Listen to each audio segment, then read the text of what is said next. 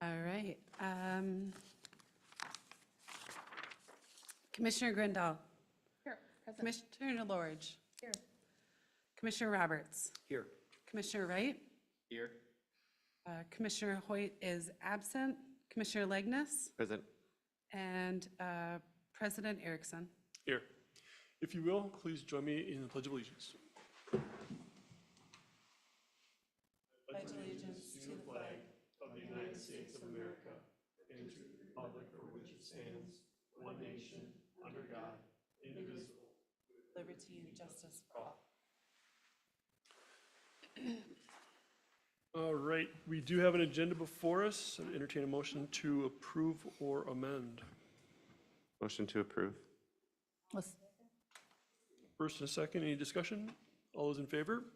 Aye. Aye. Opposed? All right.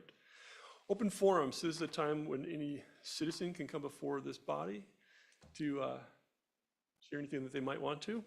And looks like we're gonna be good. All right. Consent agenda, so we have approving the minutes from our regular meeting on October 6th. Anybody care to make a motion to approve the consent agenda? I make a motion to approve the agenda from the 6th of October. First, there's a Second. second. All those in favor? Aye. Approved. All right. Seeing no action items under our regular agenda, is that correct, Abby? That is correct. All right, we'll move right into discussion. And seeing nothing listed, is there any updates? We'll move right down to We updates. can move right to updates if you'd like. I just have two. One is Chris and I had the opportunity in this last month to meet with Connexus, not only their staff, but a couple of their senior leadership to talk a little bit about electrical capacity in the southwest corner of the city. Connexus was optimistic in sharing with us that for the first time ever, they're doing some capacity studies in the area, but did also reiterate that the capacity in that area at the moment is low. So we are kind of working through talking with them how we can help increase those capacity opportunities in advance of some of that development. It does sound like the Connexus board has recently taken a tour of the kind of southwest area of Forest Lake and the tech corridor. And so their board is aware of some of the limitations that it's being placed on us. So I think we're optimistic that that awareness is putting more light on this circumstance, but also trying to find ways to show them that development is happening and it's probably happening quicker than maybe they anticipate. So that was my first update. And then the second one is I will be attending the Chamber's gala this week. Nanette, the Chamber Director, isn't here tonight. I think she's probably got some preparations that she's working on. But just want to let you know that we'll be there representing the city and the EDA. Awesome. We'll see you there. Chris, anything from the county? Thank you, President Erickson and members. Good evening. Just a really quick update for you. I think back a couple of months ago, I had the opportunity to come in and talk with you a little bit about a program that we administer at the CDA. It's an EPA grant that helps with brownfield assessments like environmental reviews, phase 1, phase 2, soil testing, lead and asbestos testing on buildings. That money is spent, and we're going to be reapplying for a new grant. And one of the things that I just want to plant a seed in your minds is that this new grant could also be used for planning activities. So if you can think of down the road a ways an opportunity to redevelop a site and you want some dollars for planning, no match required, 100% covered by the EPA, assuming the grant is funded. And we're optimistic and keeping our fingers crossed that we're going to get the grant. It would be available as early as next year. And so think about a project, for example, if you wanted to take down some blighted properties and do something different on the redevelop those into something better. This would be something that could help you not only on the assessment part of it for environmental concerns, but just for some general planning dollars and no match required. Stantec would be the consultant that we work with to do the planning. We went through an RFP process and selected Stantec, the engineering firm, to do the grant application and administer it on behalf of the CDA.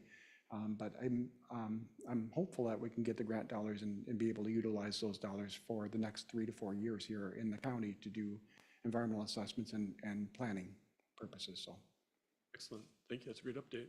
Thank you. Yeah. Can I ask a quick question on that? Is there a link or something where we could get a little bit deeper information to Yeah. scope out the projects that might be Yeah, available? so right now, if you go to eastmetromsp.org, that's the CDA's economic development website, there is a tab at the top for EPA grants, and there's information on there about the current grant that really right now focuses primarily on phase 1, phase 2 studies, environmental reviews, basically. But if we do get this new grant for next year, we don't know when the funding will come through for sure, because the government is still closed right now. But if the application is accepted by the end of the year, we would hope that by springtime next year, those dollars would be available for planning purposes, and we'd sure love to work with that. And incidentally, Forest Lake was one of our target areas for the first round of grant funding, along with St. Paul Park and Newport. And we did a couple projects here using the EPA grant dollars, and we'd love to be able to continue offering those resources here to the city. Thank you. Thank you. Mr. Lignes?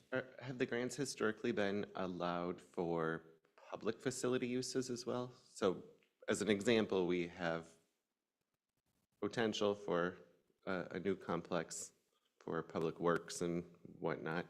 And those old buildings may have a use for that, is my thought, is that? Yes, yeah. And in fact, we have done some public works types projects right now. We've got one open in Lake Elmo where we're studying the old public works building and an old fire hall that could be repurposed into something different. We've done a Newport, the city of Newport has a fire hall that is no longer used, and we're looking at that for something different. You know, just to give you another example, this is just a possibility, but if there, hypothetically, if there was an old hospital site that needed to be converted or wanted to convert that into something different, that would be a perfect use of these planning dollars for assessment and for, just for, you know, if you want to do a small area plan, a neighborhood plan for that purpose, we could work with you on those as well. Thank you. Thank you. Thank you. Any other questions for Abby or Chris? Seeing none, then I will move us, I'll entertain a motion to move us into closed session. The idea here is that we're going to go have a conversation, then we're going to adjourn. Will we be able to adjourn from that meeting, Abby?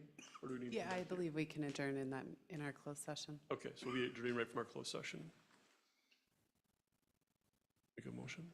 I'll make a motion to move into closed session pursuant to Minnesota Statute 13D05 Subdivision 3C3 to develop or consider offers or counteroffers for the purchase or sale of property identified as 20.032.21.32.0007 in Washington County, Minnesota.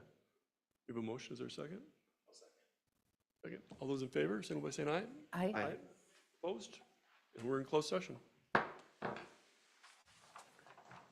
Funny when you use a different keyboard. I can't type anything on this keyboard.